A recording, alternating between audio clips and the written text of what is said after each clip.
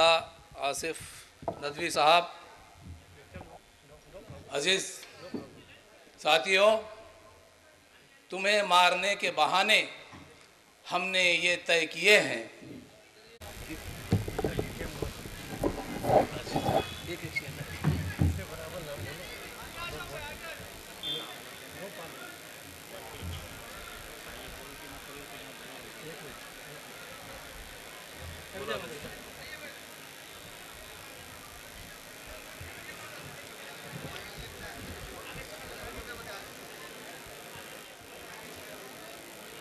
बिस्मिल्लाहिर्रहमानिर्रहीम। डर लगता है, अब मुसीबत में मुझे अपना ये घर लगता है, जान आफत में तो ख़तरे में सर लगता है। शेर आ जाए मुकाबिल तो कोई बात नहीं, शेर आ जाए मुकाबिल तो कोई बात नहीं, गाय पीछे से गुज़र जाए तो डर लगता है।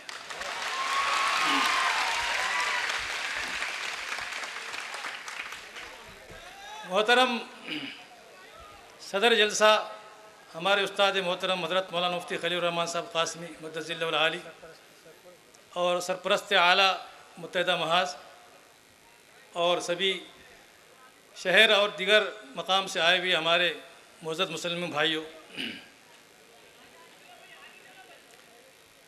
आज़ादी के बाद से मुसलसल हिंदुस्तान में मुसलमानों को निशाना बनाया जाता रहा है। शक्लें अलग अलग रही, तरीक़ेकार अलग अलग रहे, मगर निशाने पर मुसलमानों को लिया गया। कभी फ़िरक़ा वाराना फ़सादात के ज़रिए से, कभी बेजा गिरफ़्तारियाँ करके,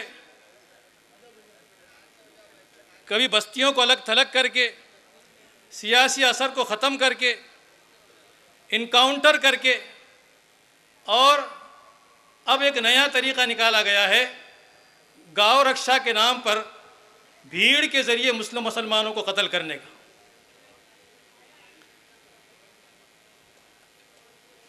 वज़ीर आज़म साहब ने इससे पहले भी कहा, अभी पार्लियामेंट का इजलास शुरू होने से पहले, जैसे कि यहाँ की रिवायत है, तमाम जमातों को वज़ीर आज़म की तरफ से दावत होती है, उसमें भी उन्होंने कहा कि गौ रक्षा के नाम पर जो गुंडागर्दी कर रहे हैं ये बर्दाश्त नहीं की जाएगी। मगर साथ में ये भी कहा कि लॉ एंड आर्डर का मसला रियासती हुकूमतों की ज़िम्मेदारी है। यानी वो कहना चाहते हैं कि अगर रियासती हुकूमतें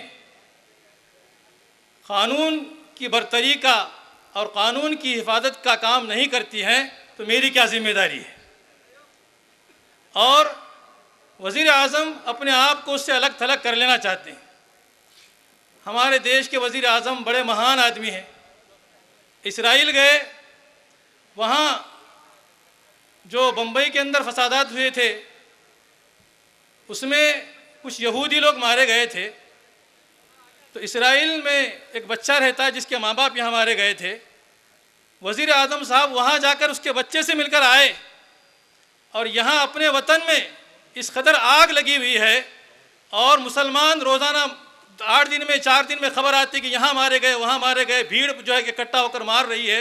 यहाँ आप तस्वीर में देखिए, भीड़ खड़ी हुई है, एक आदमी डंडे से मार रहा है। यहाँ किसी मुसलमान के ताल्लुक़ से ज़बान खोलने की हिम्मत नहीं वज़ीर आज़म की। इतनी बेगैरती की बात है।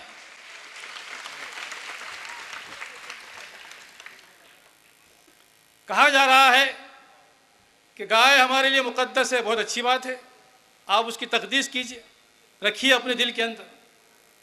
मगर अभी ख़बर आई आज के एतमाद में, आंध्र प्रदेश में बारिश हुई शिद्दत की, गाँव रक्षा के लिए जो अलग अलग गौशालाएँ बनाई गई हैं उसमें 46 गायें मर गई हैं निमोनिया से, और गौ रक्षकों की निगरानी में मरी हैं। अब ये जितने गौ रक्षक रास्ते पर जो है मस्तियाँ कर रहे हैं, ज़रा जाएं उनकी खबर लें, जिनकी निगरानी में जो है गाय मरी हैं। और जहाँ तक लॉ एंड ऑर्डर का मसला है, हुकूमत का क़ानून ये है कि अगर कोई ज़ुबाह करता है तो वो मुजरिम है। लेकिन अगर किसी मुसलमान के पास जानवर अगर दिखाई दिया तो मारना कहाँ का इंसाफ है? मुसलमान भी खेतीबाड़ी करते हैं, मुसलमान भी जो है कारोबार करते हैं, मुसलमान भी जानवर पालते हैं, लेकिन इस कदर आज़ादी दे रखी है कि कोई कुछ बोलने को तैयार नहीं है। किसी शायर ने कहा था कि मुझे सूली पर चढ़ा के भी वो दुखी नहीं है, मुझे सूली पर चढ़ा के भी वो दुखी नहीं है, वो मेरी मौत नहीं आंखों में डर मांगता है। हिंदुस्तान में मुसलमानों को इतना डराने की तैयारी की गई है कि कोई ना कुछ बोल सके, ना खुद की मुजाहिमत के लिए, खुद की दिफा के लिए कुछ कर सके। मगर जैसे कि अभी हमारे भाई आसिफ साहब ने कहा कि अगर ये सिलसिला नहीं रुका, आपके पास पुलिस किस लिए है, अदालतें किस लिए हैं? अगर कोई मुजरिम है, कोई मुलजिम है, आप उसको पकड़िए, गिरफ्तार कीजिए, उसको जो है अदालत में पेश कीजिए, वहाँ से फैसला होगा जो भी होगा। ये भीड़ जो फैसला कर रही है, क्या देश में एक अदालत का नया सिस्टम शुरू हो गया है? क्या अवाम अपने तौर पर इंसाफ करे और कानून जो है मुंह देखता रह जाए? हमारे लोग कुछ नहीं करके मर रहे हैं। 46 गाय मारने वाले जो उनके इंतजामिया थी, उनको अभी तक गिरफ्तारी भी नहीं हुई, खाली जो है उन पर जो है एक FIR दर्ज किया गया है। हाफिज जुनैद को जिस तरह मारा गया, उसके जिस्म के अंदर कोई जगह ऐसी नहीं थी जहां जो है चाकू के निशान न हो, और सारी भीड़ देख रही थी। ये हिंदुस्तान का मिजाज नहीं है। यहाँ तो हम लोग एक दूसरे की मदद के लिए आगे आते हैं, लेकिन ये जालिमाना निज़ाम हिंदुस्तान को लेकर डूब जाएगा। ये ज़्यादा पनपने वाला नहीं है। किसी ने कहा था कि खून मज़लूम ज़्यादा नहीं बहने वाला, खून मज़लूम ज़्यादा नहीं बहने वाला, जुल्म का दौर बहुत दिन नहीं रहने वाला, इन अंधेरों का जिगर चीर कर नूर आएगा, तुम फिरौन तो मूसा भी ज़रूर आएगा।